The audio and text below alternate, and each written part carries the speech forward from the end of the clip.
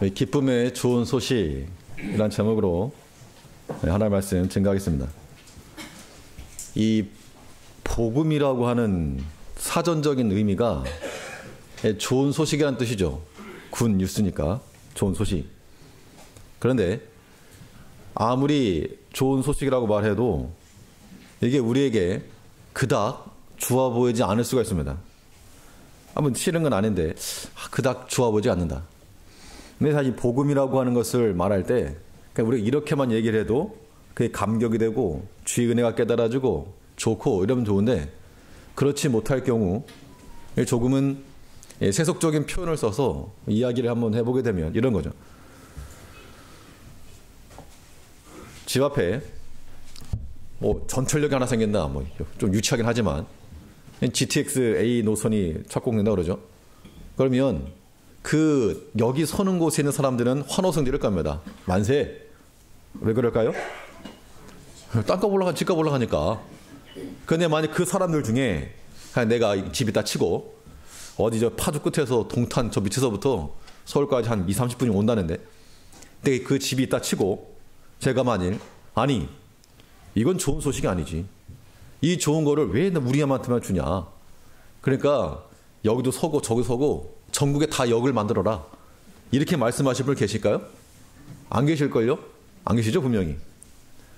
근데 세상 사람은 뭐라 말하는가 하면, 하나님 왜 그러냐, 아 사랑이 하나님이라며, 아 이 기쁨의 좋은 소식을 와 우리만 구원하냐, 이 사람 저 사람 다 구원해야지.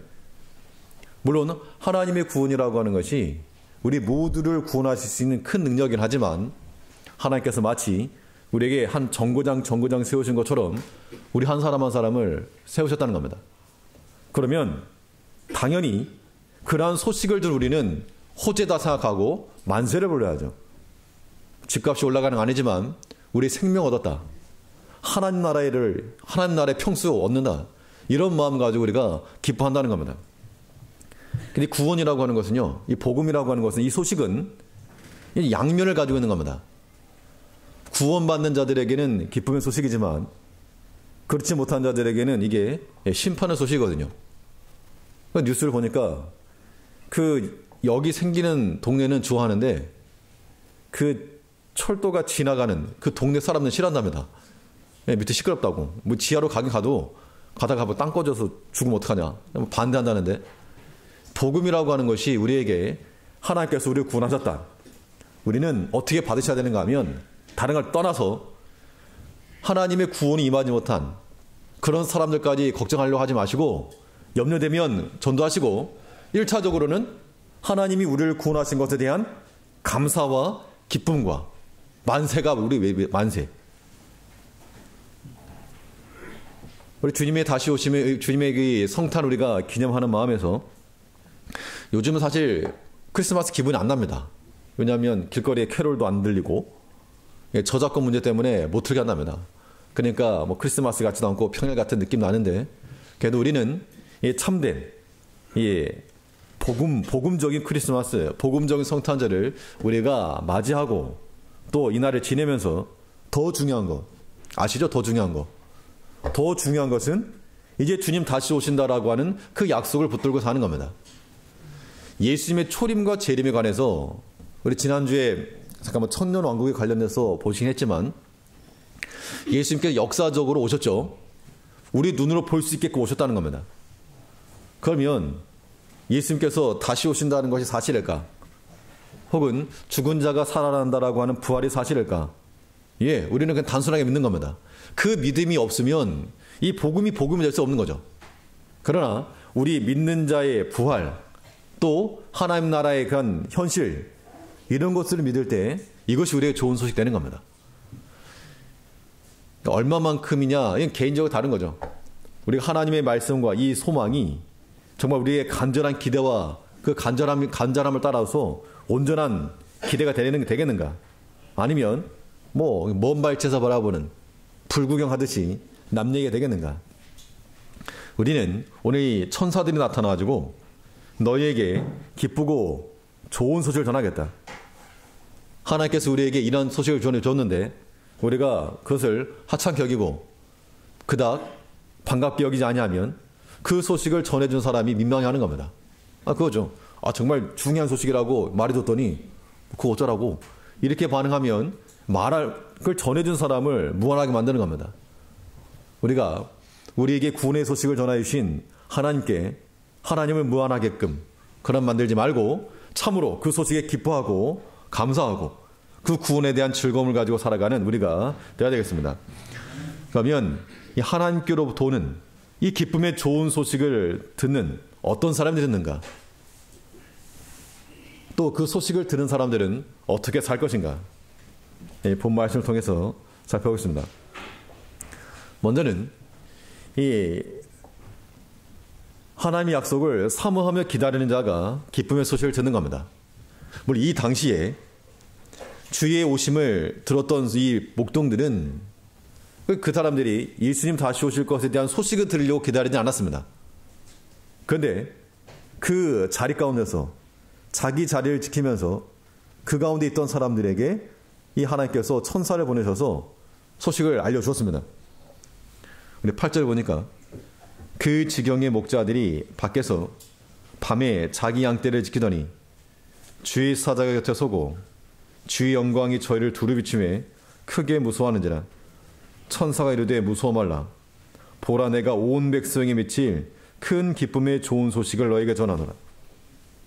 하나님께서 이 목자들을 선택하셨을 때는 그냥 껄렁껄렁하고 이런 사람들 아니었을 겁니다. 아마도 다 기록되지 않았지만 하나님 앞에 경건한 마음을 가지고 또 주의 나라 임하기를 사모하고 이런 사람들을 향하여서 분명 그런 자들에게 임하셨을 거라고 하는 겁니다. 예수님의 초림 때에는 그 전례가 없었기 때문에 그렇다 치고 이제 우리의 관심은 옛날에 예수님이 왔다더라 이게 여기에 있지 않고 이제 약속대로 다시 오실 그 부활의 주님에 있는 겁니다. 재림의 주님에 있는 겁니다. 우리는 분명히 그 분명한 약속이 우리에게 주어졌죠. 그럼 우리가 이제 다시금 주의 두 번째 성탄, 그때 성탄이라고 하는 것은 사람의 몸에서 태어난 그런 아기 예수가 아니라 이 온 땅에 왕권을 가지시고 심판자의 권세로서 임하실 그 예수라고 하는 겁니다. 그 예수를 우리가 기다릴 때 어떻게 기다릴 것인가? 당연히 그 주를 사모하는 마음으로 또 우리가 주께 받은 그 믿음의 자리를 성실하게 지킴으로써 우리가 그 자리를 지켜내야 됩니다. 이 목자들이 밤에 자기 양떼를 지켰다. 이 모든 성경의 스토리들이 다 의미와 상징이 있는 것인데 이 목자들이 자기 양을 돌보고 있을 때 이제 그 양떼를 지킬 참된 목자 대신 우리 예수님을 보내주신 겁니다. 우리가 주를 기다린다고 할 때 어떤 모습으로 행하셔야 되는가 하면 이 마찬가지입니다. 우리가 다 목자와 같은 심정으로 양떼를 돌아보면서 내가 무슨 양떼를 돌보는가? 양떼 돌보는 것은 목사님이 하시오 이렇게 하지 마시고 양떼라고 하는 것이 뭘 맡아서 행하는 것이기도 하고 하나님께서 우리에게 직분을 주셨다는 겁니다. 어떤 직분을 주셨습니까? 세상에서 가장 아름답고 존귀한 직분이 하나 있죠. 그 직분이 뭐죠? 이거를 말씀하셔야지 내가 이 직분이 있구나 하는 건 아시죠? 예, 하나님께서 우리 각자에게 정말 세상과 바꿀 수 없는 가장 소중한 직분을 주신 겁니다. 저는 목사라고 하는 직분이 있지만 목사보다 더 중요한, 더 좋은 모든 백성, 모든 성도들이 함께 즐거워할 수 있는 말 그대로 성도라고 하는 직분이죠. 하나님의 거룩한 백성이라고 하는 이 직분을 우리가 받았다는 겁니다. 그러면 이 직분을 우리가 유지하기 위해서 힘쓰고 수고하고 그것이 마치 그 양떼를 돌보는 목자의 심정이라는 겁니다. 요즘 일이라고 안 하죠. 늑대가 와가지고 양을 잡아가려고 그러는데 그래 잡아가라. 10마리 있으니까 한 마리 가져가라. 이렇게 그렇게 말하는 그런 목자는 참된 게 아니죠. 성경에서 말하는 사꾼일 겁니다. 사꾼. 사탄 마귀가 우리에게 와가지고 우리 시간을 갉아먹는 겁니다. 시간 내놔라. 하루 24시간 많은데 가져가라고. 그렇게 말씀하시면 그 사꾼이라 그런 게 사꾼이라는 겁니다. 그러니까 이 목자라고 하는 이 성도라고 하는 직분에 대해서 하나님께서 우리에게 맡기신 것, 물론 우리에게 사람을 맡겨서 그 사람을 돌아볼 수 있는 위치에 두시기도 하셨고 또 하나님께서 우리에게 모든 걸 다스려 준 겁니다. 시간도 그러하고 물질도 그러하고 우리 육신의 건강도 그러하고 근데 그것을 가리켜서 하나님께 온전히 드려야지. 사탄이 와가지고 마귀가 와가지고 좀 내놔라. 그거 다 뺏기면 그게 뭡니까 그게? 우리 나라의 역사적 가운데서 이 강대국이 되지 못하고 약소 민족이 돼가지고 다른 나라의 침략을 받고 침탈을 받고 식민지에 들어가고 그런 역사가 자랑스럽습니까? 그럼 자랑스러운 게 아니죠. 기쁜 게 아니죠. 왜냐하면 그런 빼앗긴 거니까. 근데 우리가 다 지금 그렇게 살아가고 있다는 겁니다. 오늘날. 이미 예수님께서 우리에게 승리를 주셨고 내가 세상을 이겼노라 그랬는데 다 빼앗겨는 거예요. 부모님이 자녀들에게 사랑하는 마음으로 뭘 남겨줬습니다. 그런데 그걸 남겨줬을 때 부모의 심정 어떤 마음이겠죠? 그걸로 네가 그냥 방탕하면 살아라. 이게 아니고 이걸 발판으로 해서 더 나아지고 더 부유해지고 뭐 그러길 바라시겠죠. 근데 이 자식들이 그걸 받아가지고 다 그냥 방탕하고 아니면 다 그냥 빼앗기고 이 사람 가지고 달라 그러면 속아 넘어가서 떼어주고 또 저 사람 달라 그러면 또 속아 넘어 떼어주고 그걸 보는 부모의 마음은 안타깝죠. 내가 괜히 줬다 저거.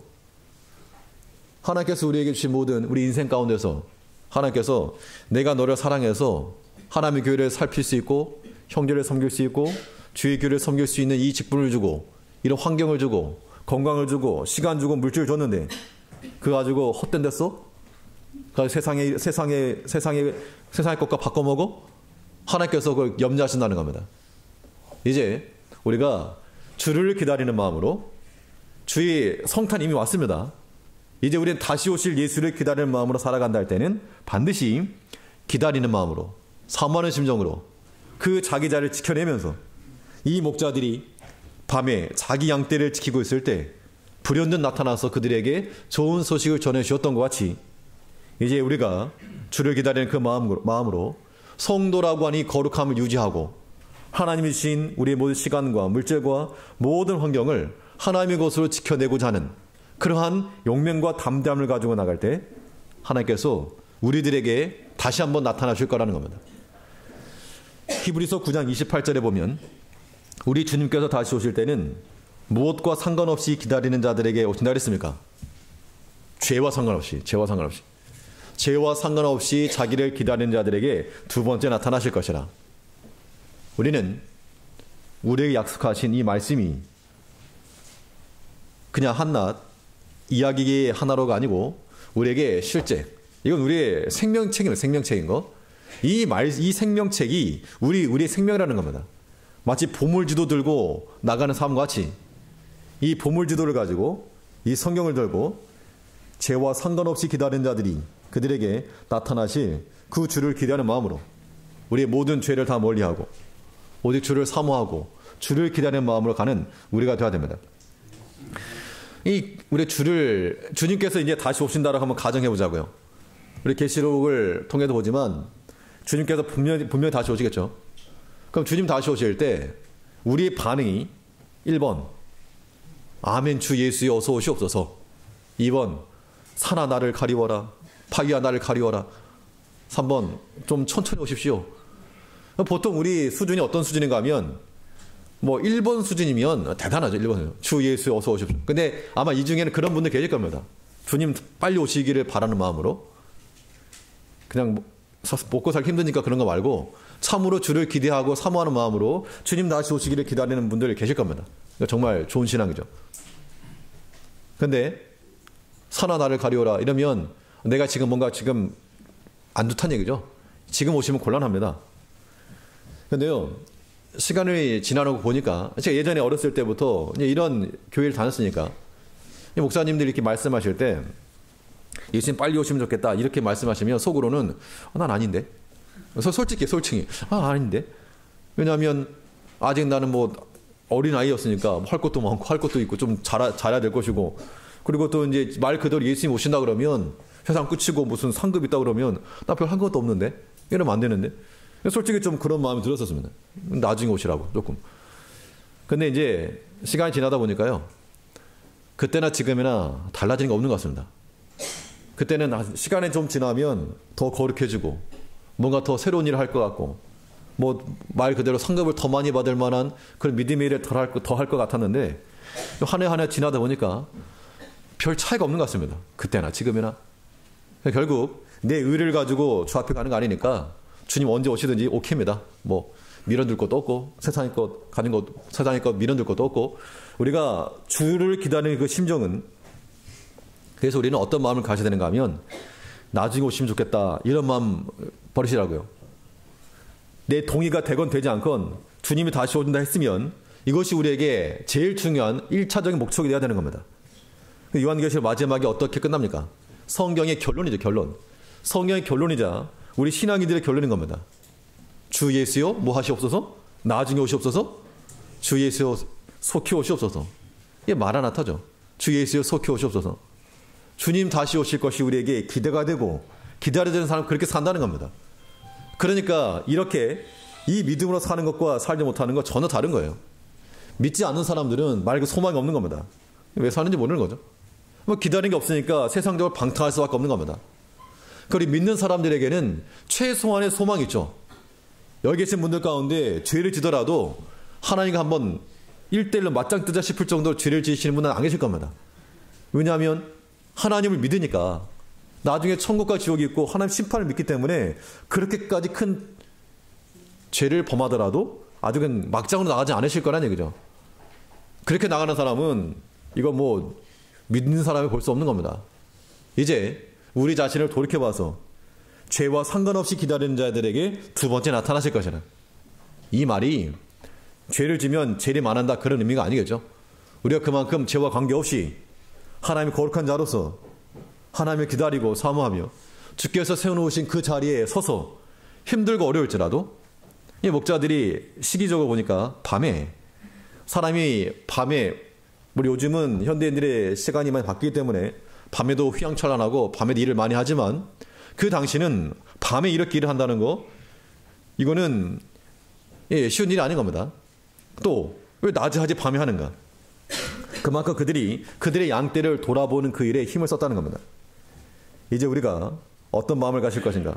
이 목자와 같은 심정으로 밤에 자기 양떼를 지키던 그 목자와 같은 심정으로 우리가 그 목자가 되어서 그 양떼를 지키면서 주께서 우리에게 들려주신 그 음성을 듣고 그 기쁨의 좋은 소식을 받을 수 있는 그런 복된 자들 되어야 됩니다. 다른 사람들 생각할 뭐 겨를 없는 겁니다.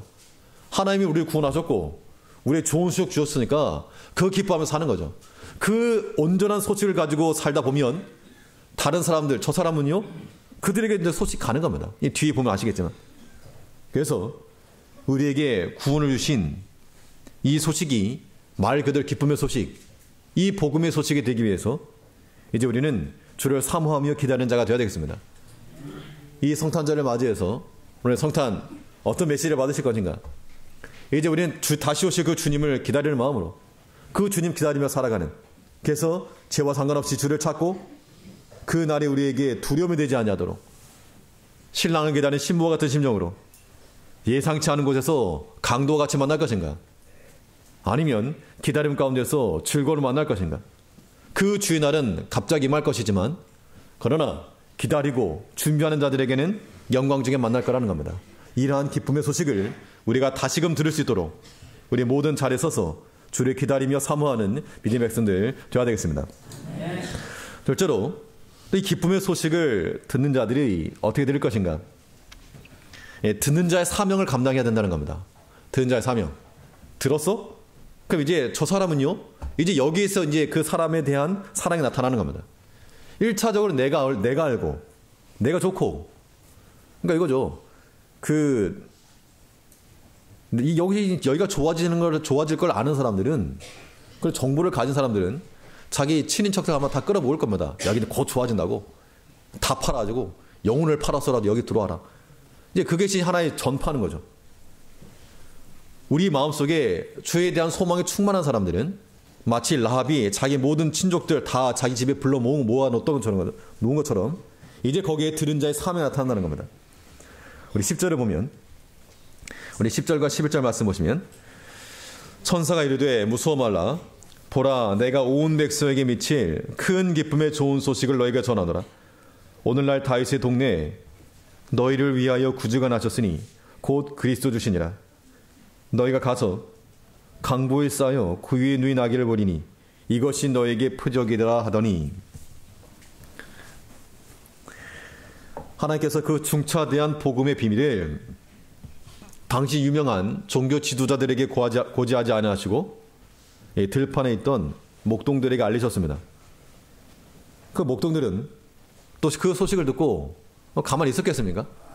뭐 동방박사라고 말하는 그들도 예물을 가지고 주 앞에 이르렀고, 이 목동들도 그 소식을 듣고 뭐 가서 확인했겠죠. 그 뒤 기사는 나오지 않지만 분명히 확인했을 거라는 겁니다. 그 소식을 목동들은 그들의 본발을 증거한 거죠. 주의 초림의 때는 이런 것들이 좀 불확실하지만, 그러나 우리 재림의 때는 명확하다는 겁니다. 우리에겐 기록되어진 말씀이 있고 또 명확한 약속이 주어졌죠.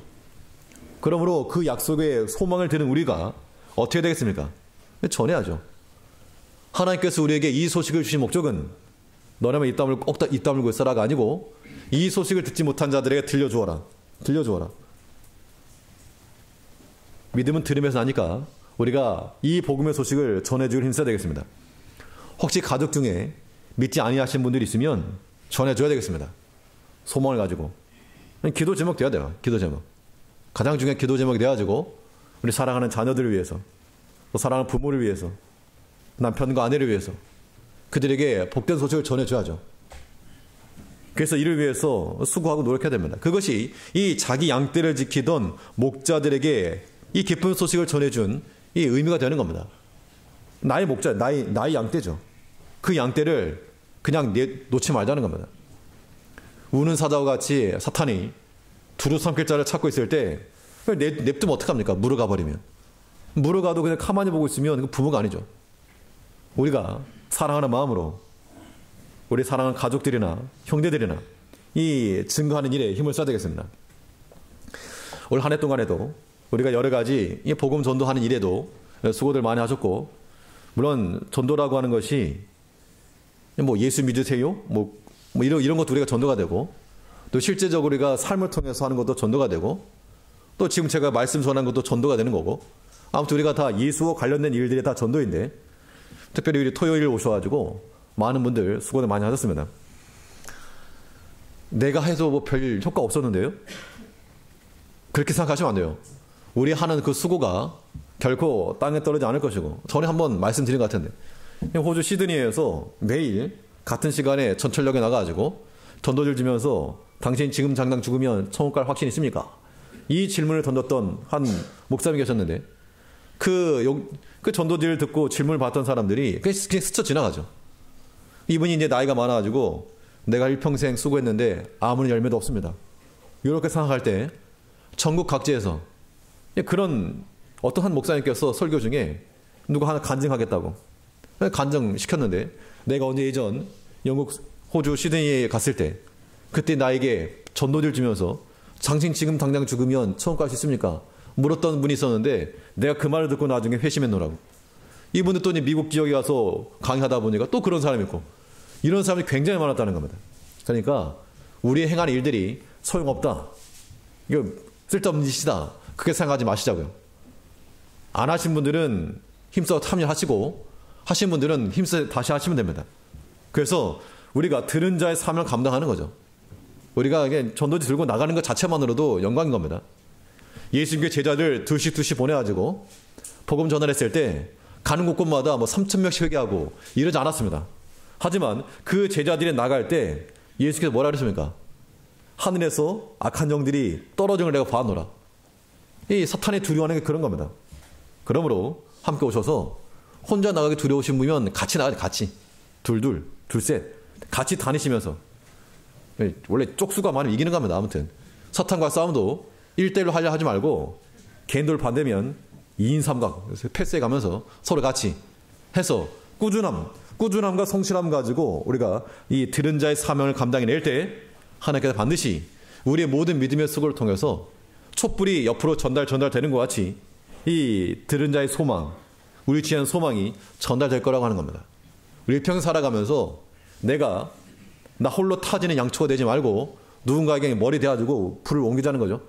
그래서 반드시 하나님께서 우리에게 맡겨놓으신 그 영역 안에서 내게 맡기신 양떼들에게, 주변에 있는 모든 사람들에게 이 들은 자의 사명을 감당해낼 수 있는 우리가 되어야 되겠습니다. 이것이 우리가 참된 주의 성탄을 기념하는 길이요, 다시 오실 주님을 기대하는 길이 된다는 겁니다. 이 기쁨의 소식을 내가 알고 우리 모두에게 함께 전할 수 있는 우리 제일교회 성도들 되시길 바라겠습니다. 마지막으로 이 기쁨의 소식을 듣는 우리가 어떻게 이걸 듣고 또 살 것인가? 주를 가까이 하는 자들이 이 소식을 듣는 겁니다. 이 목자들에게 주의 천사가 나타나가지고 너희를 위하여 구주가 나셨다 라고 하는 소식을 전해준 다음에 그들이 가서 봤을 거라는 겁니다. 우리 11절을 보면, 오늘날 다윗의 동네에 너희를 위하여 구주가 나셨으니 곧 그리스도 주시니라. 너희가 가서 강보에 쌓여 구유에 누인 아기를 보리니 이것이 너에게 표적이니라 하더니, 이 표적이라고 하면요, 뭔가 보고 신뢰할 만한 것이 되어야 되겠습니다. 기쁨의 소식을 우리가 전해줬는데 가보니까 아무것도 없더라. 그럼 실망하겠죠. 구주가 났다는, 구주가, 온 세상을 구원할 만한 구주가 났다. 그럼 우리가 기대하는 바는 마치 사무엘이 하나님께서 너는 이새의 집에 가지고 기름을 부어 왕을 설했을 때 첫째 아들 오니까 늠름하고 키도 크고 잘생겼고 좋다, 이만하면 됐다 했는데 하나님께서 패스. 마지막에 저 조그만해 다윗이 왔을 때까지 어떤 것을 기대한다 그러면 세상을 구원할 만한 구주가 되려면 뭔가 인물도 그러고 실력도 있고 위치도 그렇고 그래야 되겠는데, 그 위치를 보니까, 스펙을 보니까 무슨 애기면 애기, 뭐 자기 스스로 아무것도 할 줄 없는 애기가 나왔다는 거죠. 그것도 구유에 쌓여있다. 구유에 누워서 천한 출신에 아무것도 없는, 할 수 없는 그 무능력한 어린 아이였지만 이것이 너의 표적이라. 이 말은 곧 그 구원을 누가 이루겠다? 하나님 내가 이루겠다, 그 이야기입니다. 이제 우리는 하나님께서 우리에게 지금 모든 소식을 가지고 내가 하겠다 이런 생각 버리시고, 우리가 뭐 복음 전도의 삶을 감당한다 하지만 이것도 내가 한다는 게 아닙니다. 누가 하는 겁니까? 하나님 하시는 거죠. 나의 미약한 손길을 통해서 우리의 두려움, 말을 건네기도 두려운 그런 두근두근거리는 그런 모든 과정을 통해서 하나님께서 역사하신다는 겁니다. 그러므로 우리는 우리가 들은 들은 말씀을 가지고 또 전하며 우리에게 명하신 그곳까지 나아가서 그 영광을 우리가 목도해야 되겠습니다. 13절에 보면, 호련히 허다한 천군이 그 천사와 함께 있어 하나님을 찬송하여 가로되 지극히 높은 곳에서는 하나님께 영광이요 땅에서는 기뻐하심을 입은 사람들 중에 평화로다 하니라. 이 천군과 천사가 또 언제 나타나겠습니까? 계시록에 보면 우리 주님께서 오실 때 그 천군과 천사들이, 예수님께서 이제 백말 탄 왕자님 오시는 겁니다. 그건데 그 왕자님께서, 말 탄 왕자님께서 입에서 나오는 검으로써 모든 세상을 다 싸워 이기시고, 그때 이 천군 천사들 함께 온다 그랬습니다. 우리가 이런 걸 생각하면, 어제 혹시 극장 가신 분 계십니까? 메가박스, CGV 가서 영화 보신 분들 계실지 모르겠는데 오늘 또 가실 분들도 계시겠죠. 그런데 우리의 영화관이 하나 있죠.